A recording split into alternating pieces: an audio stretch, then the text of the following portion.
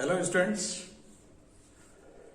आज हम BSc part first के कैलकुलस पेपर में इंटीग्रल कैलकुलस का जो पार्ट है उसमें हम लेने जा रहे हैं length of an arc of A curve. किसी वक्र के किसी चाप, एक पार्ट विशेष चाप कहते हैं, आर्क की लंबाई कैसे ज्ञात करेंगे। तो वक्र के चाप की लंबाई कैसे ज्ञात करेंगे। लीजिए, हमने कुछ चाप के अवकलज चैप्टर में जब हमने डिस्कस किया, कुछ डिराइव किए हमने कुछ फॉर्मूले, उन्हीं में से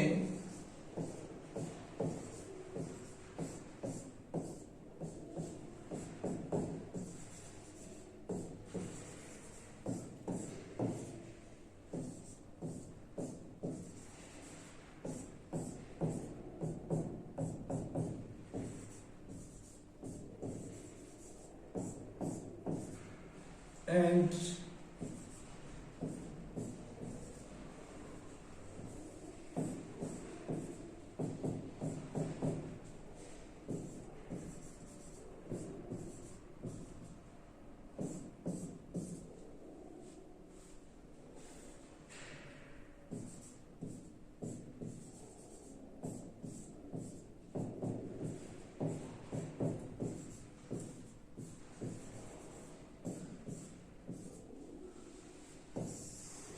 ये फॉर्मूले हमने ड्राइव किए थे चाप के अवकलज को जब डिस्कस किया।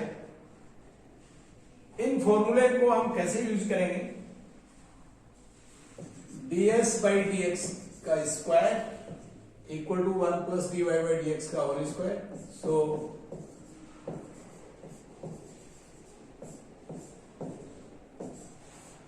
ds बाई डी एक्स, अगर दोनों साइड में हम इंटीग्रेट करें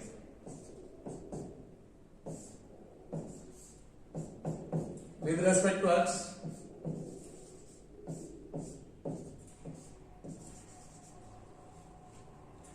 और हमारे पास कोई कर्व है, कार्टेशियन कर्व, एक्स वाई में वक्र का समीकरण है, और उस कर्व के किसी पॉइंट ए से कर्व के ही किसी पॉइंट बी, जहां ए पर अक्ष x1 है और y y1, जबकि b पर अक्ष x2 है, y y2 है, अर्थात x1 y1 x2 y2 a और b के कोऑर्डिनेट्स हैं। हम इंटीग्रेट जब कर रहे हैं, integrate point a to b integrate करें, और इस तरह से a पर अक्ष की वैल्यू x1 एंड b पर अक्ष की वैल्यू x2,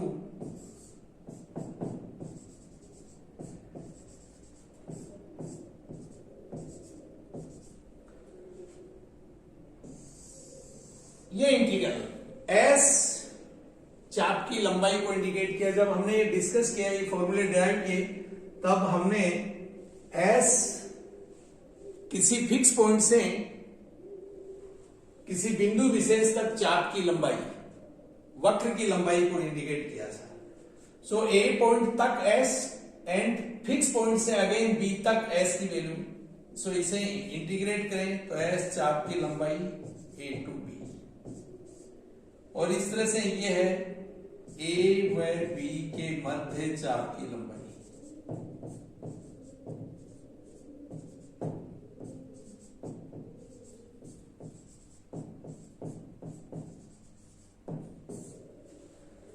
सो हम इस फॉर्मूले को काम में लेंगे उन केसेस में जब हमें किन्हीं दो पॉइंट के बीच चाप की लंबाई ज्ञात करनी है और उन पॉइंट्स के अक्ष कोऑर्डिनेट्स हमें पता है। अगर इनकेस हमें अक्ष कोऑर्डिनेट नहीं पता है, वाई कोऑर्डिनेट पता है, तो हम ये फॉर्मूला यूज कर सकते हैं। इंटीग्रेट करेंगे विद रिस्पेक्ट टू वाई और लिमिट्स वाई की लेंगे। और कई बार हमें पॉइंट की इंफॉर्मेशन है, तो हम दोनों में से किसी भी फॉर्मूले को हम यूज कर सकते हैं। इन दोनों में से किसी भी डेरिवेटिव को यूज करते हुए ये फॉर्मूला हम यूज करेंगे। और इनकेस अगर वक्र की इक्वेशन आर थीटा में पोलर कर्व है, उन केसेस में हम इन्हें यूज करेंगे। सो लीजिए, कुछ प्रैक्टिकल प्रॉब्लम्स हम लेने जा रहे हैं जिसमें हम वक्रों के चाप की लंबाई कैसे ज्ञात करेंगे।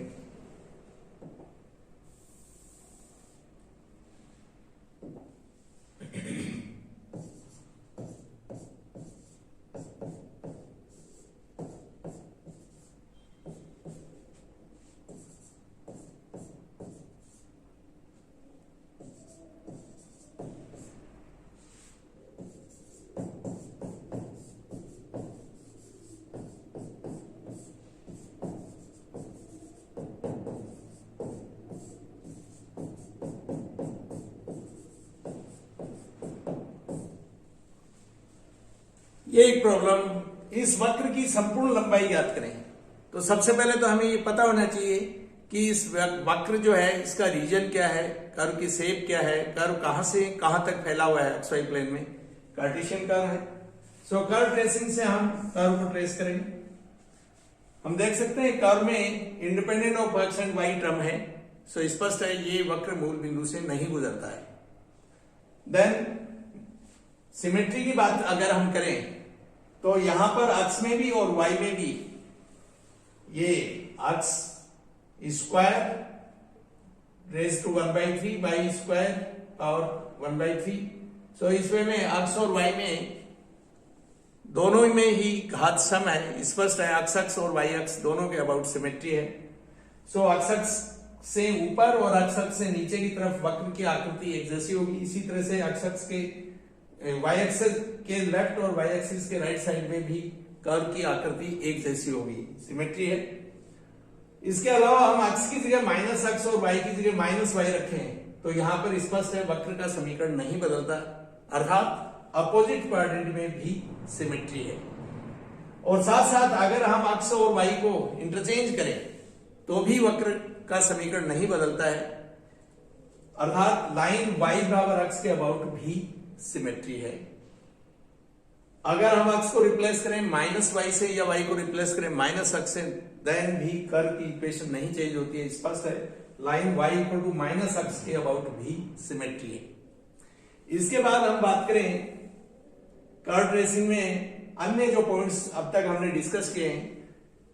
सो ये वक्र अक्ष एक्सिस को कहां इंटरसेक्ट करता है।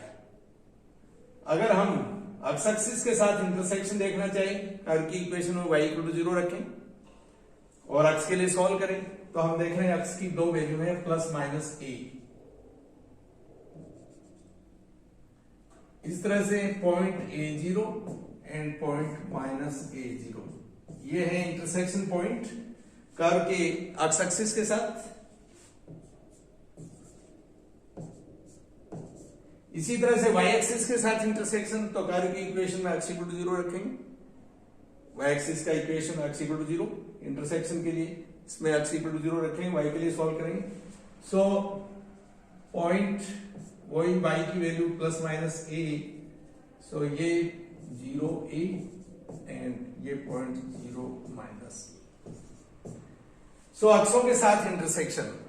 देन अगर हम रीजन की बात करें तो इस कर्व की इक्वेशन को अगर हम अक्ष के लिए सॉल्व करें, इसी तरह से y के लिए सॉल्व करें, देन हम रीजन अगर देखें तो आप देख सकते हैं अगर a से ग्रेटर या माइनस a से लेस अक्ष की कोई भी वैल्यू डिसाइड करेंगे तो y की वैल्यू इमेजिनरी मिलेगी। इसी तरह से y की वैल्यू a से ग्रेटर या माइनस a से लेस अगर हम तय करेंगे तो अक्ष की वैल्यू इमेजिनरी मिलेगी। स्पष्ट है कर्व का रीजन यहां से इस साइड में और इस पॉइंट से लेफ्ट साइड में, इस पॉइंट से अपर साइड और इस पॉइंट से बिलो साइड कर्व की एग्जिस्टेंस नहीं है। और रिमेनिंग जो कर्व की शेप है, सो कर्व इस पॉइंट से इस पॉइंट से इस पॉइंट से इस पॉइंट से पास हो रहा है। इसके अलावा इन पॉइंट्स के साथ साथ अन्य जो पॉइंट्स हैं हम अक्ष की वैल्यू जो माइनस a और a के बीच में है इन वैल्यूज के करस्पॉन्डिंग y की वैल्यू हम देख सकते हैं और कर्व को ट्रेस करेंगे तो इसकी शेप आएगी, सिमेट्री है। सो ये कर्व, सो कर्व ट्रेसिंग से सबसे पहले हम कर्व को ट्रेस करेंगे। अब हम बात करते हैं इस कर्व की टोटल लंबाई क्या है, लेंथ क्या है। अर्थात अगर इन पॉइंट्स को हम नाम दें point A B C D तो हमें टोटल लेंथ A से B तक अलोंग दी कर्व, B से C तक along the curve, then C से D तक along the curve, then D से A तक अलोंग दी कर्व, ये टोटल लेंथ ज्ञात करनी है। हमें पता है कि सिमेट्री है, अर्थात जैसी ये शेप ऊपर ठीक वैसी नीचे, इसका मतलब जो जितनी लेंथ ये उतनी लेंथ ये। और again symmetry about y axis, इसका मतलब जैसी कर्व की शेप इधर वैसी इधर। तो क्यों ना हम पॉइंट A से B तक कर्व की लेंथ लें और 4 टाइम करेंगे तो टोटल लेंथ होगी। सो हमारे पास है 4 टाइम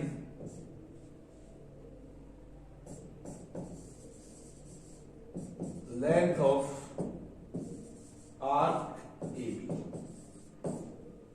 टोटल लेंथ।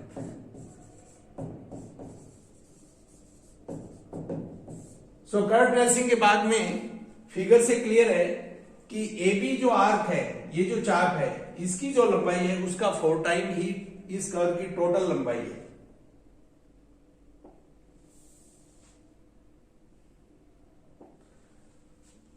और ये पॉइंट ए से पॉइंट बी तक, अगर हम इस फॉर्मूले को यूज करना चाह रहे हैं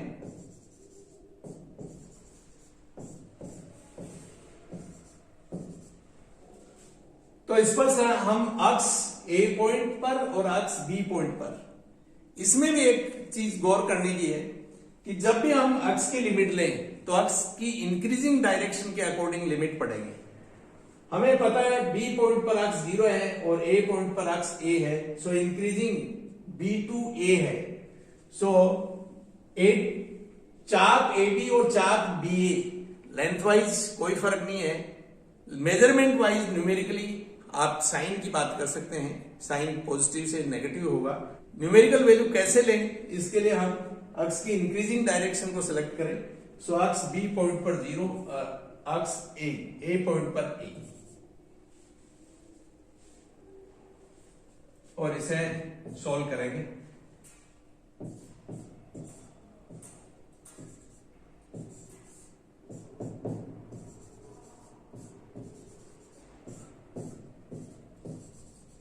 यहां dy by D x curve की इक्वेशन से कैलकुलेट करेंगे और इसमें वैल्यू रखेंगे। सो लीजिए, कर्व की इक्वेशन से डिफरेंशिएट करें। सो 2/3 अक्ष की पावर -1/3 प्लस 2/3 y की power -1/3 and dy by D x equal to, differentiate कर दिया, and dy by D x equal to minus y upon x की पावर 1/3।